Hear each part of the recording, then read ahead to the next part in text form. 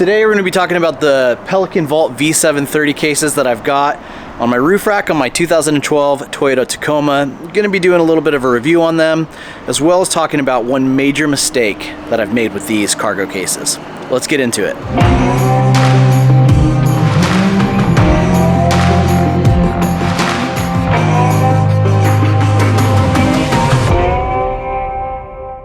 Well, hey everybody, and welcome back. Back out at the old storage unit, dropping off some things, picking up some things. I've still got so much stuff in the work on this truck, and now that kind of camping season's really started for us, I just haven't had the time I need to get all this stuff done. I still got a winch waiting to get put on the front bumper, and these 35s. I don't even know how long it's going to take for me to just get all this stuff caught up with. Without further ado, let's get into the cargo cases though. These guys are actually coming off the truck today for now, and I will explain why in a little bit. But first, I kind of want to dive into the cases themselves because I know I get a lot of questions about them, people considering doing a similar setup.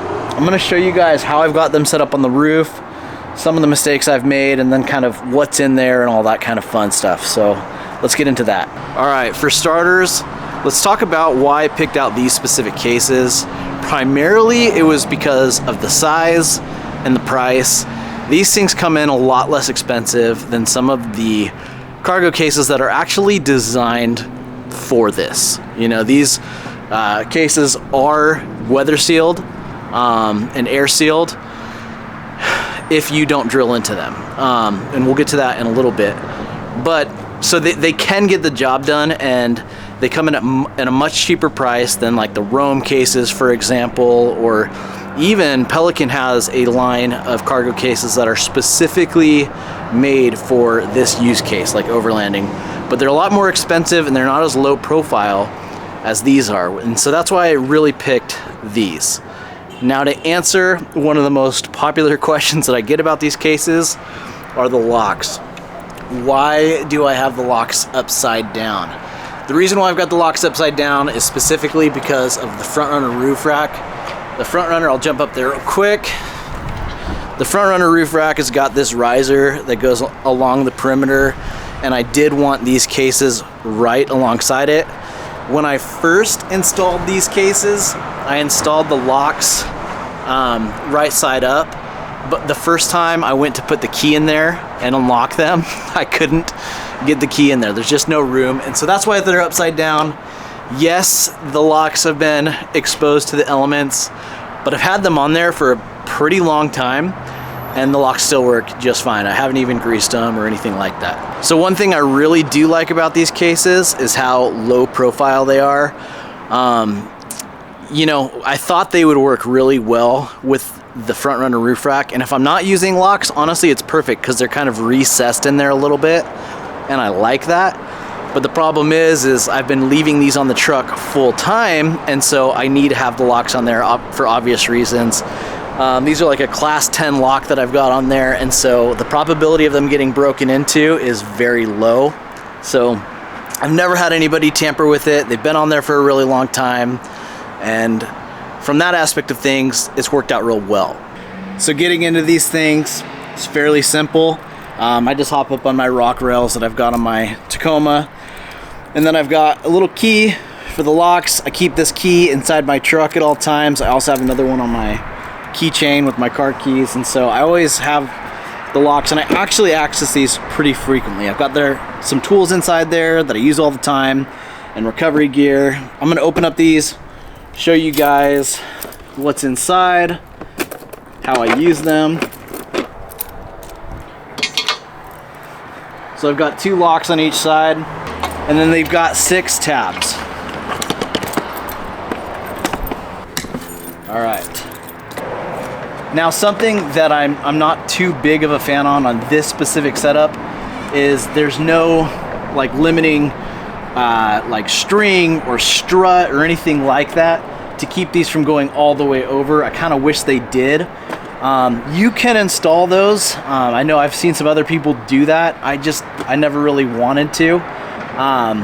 But it would be kind of nice to have something like that and be able to utilize the top of this area right here, but I never set it up that way. I'm gonna grab the camera real quick and show you guys what's inside. So I've actually decided it's gonna be easier to show you guys the contents of these cases once I take them off, since I'm taking them off today anyways. I'm gonna take them off, bring them down, and then I'll give you guys a better view of what's inside.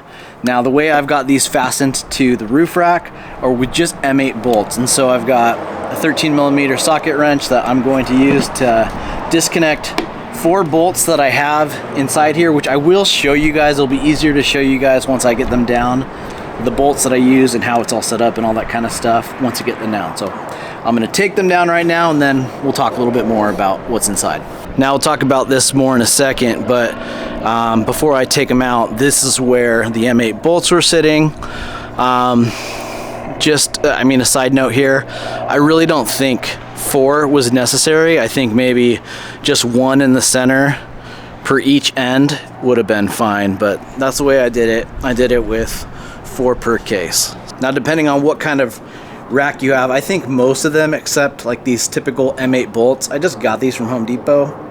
They just go in, slide wherever you need them. So pretty easy to get in there. Okay, so this first one that we're gonna look at, this one is the one that sits on my passenger side. Now, this is primarily all my extra camping gear. And so I've got a couple of these rugged, you guys have probably seen these on the channel before, these rugged canvas bags. They're super cheap. I bought them off Amazon, and it allows me to like just organize stuff. And so this blue one is going to be just a small bag that I've got full of fishing equipment, so that's always in there if I need it.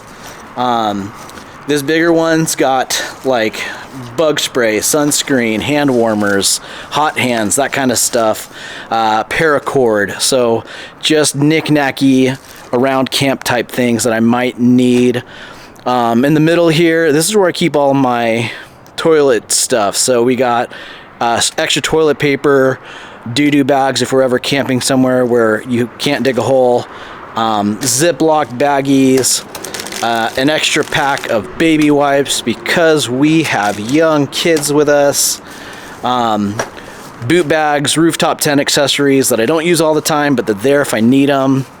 A spare camp chair. So I've got 2 front runner chairs that I typically bring, and normally that's enough, but now my little guy's camping with us, and so this will be a third camp chair if we need it.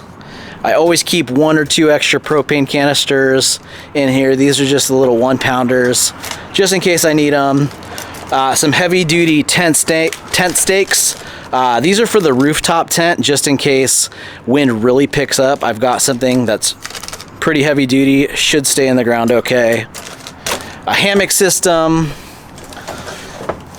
a small shovel, collapsible shovel, and then I've got this is a tiny little square table that I use for the kids to be able to place their food on so they don't make such a mess. All right, now let's get into this next one. This next one's gonna be primarily tools, recovery equipment, air down, air up stuff. So I've got a bunch of impact rated sockets. I also have got like your typical, down here I've got your typical socket wrenches.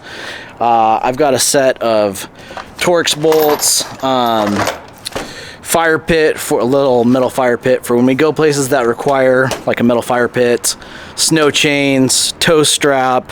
I do typically have some extra recovery stuff in there, but I've been experimenting with something else, so that is somewhere else right now. Air compressor, zip ties, always gotta have zip ties. So stuff like that, so stuff that's imperative to have with me, but it's up out of the way, and I'm not likely to use most of this very often. So I mentioned earlier that I made a really big mistake with these cargo cases.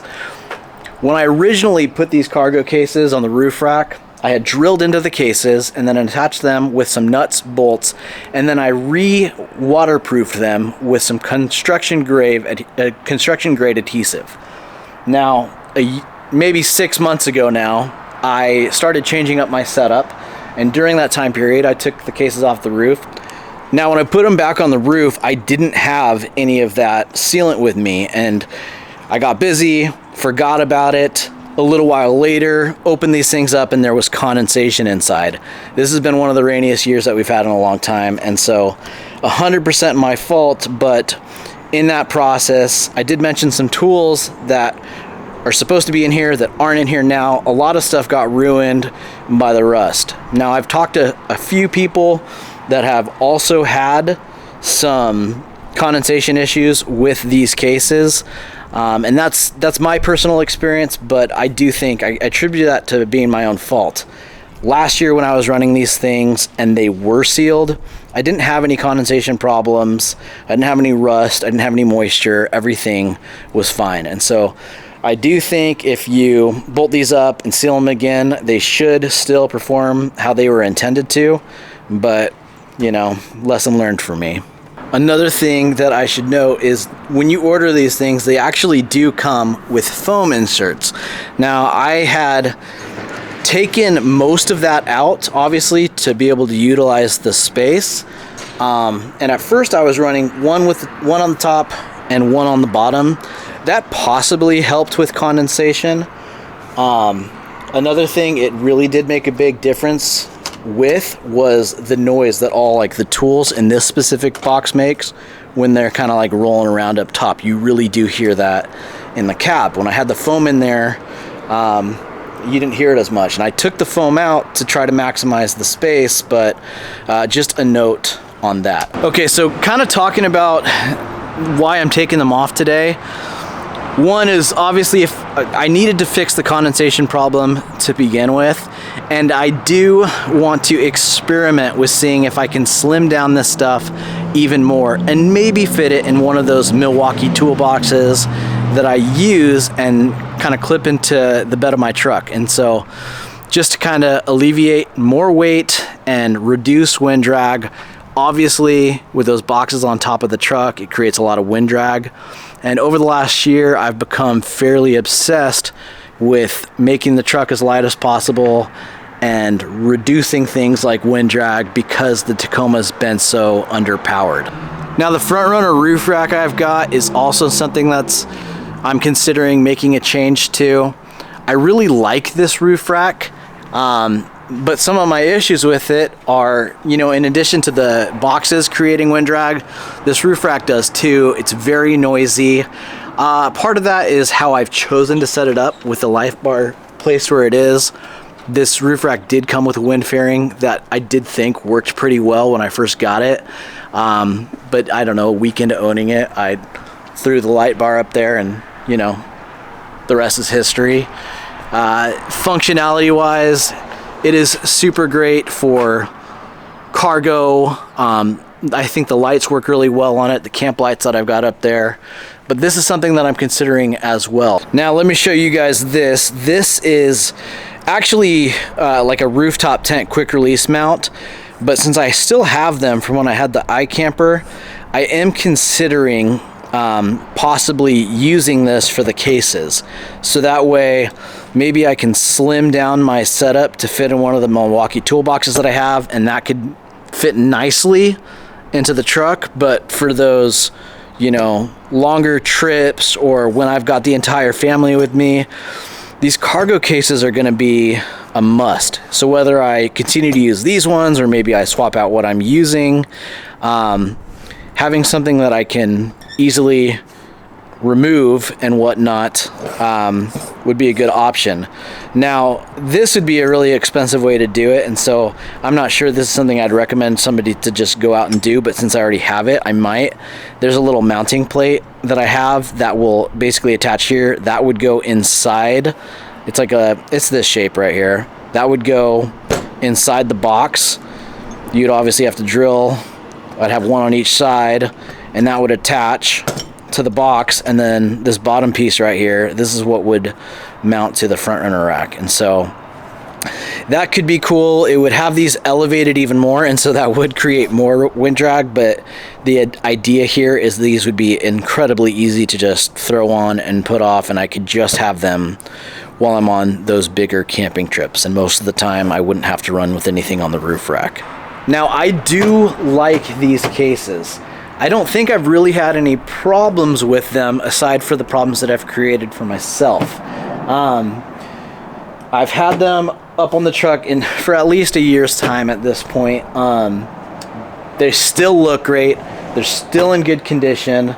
There are plenty of other options out there. I did mention Pelican makes a specific cargo style, Overland style cases that are meant to go on roof racks that don't need to be drilled into. They're more expensive. A lot of them are taller. They don't have the exact sizing that I'm looking for. You can fit more stuff in them, and so there's pros and cons with that aspect of things. There's also Rome Adventure Company has got some really nice roof rack cases that they've got some mounts for that are sealed very well, and I've heard some really good feedback and experience with those, but they're also very expensive. When I picked these up, I was on a budget. Heck, I'm still on a budget. And so there are definitely going to be times where I absolutely need cargo cases like this. And so most likely, I think you'll probably see these eventually back on the truck at some point. But, you know, I'm going to have to do some experimenting. I think that wraps it for this one. If you guys have any questions about the cases, let me know down in the comments. Thank you for watching. I hope to see you out there. We'll catch you in the next video.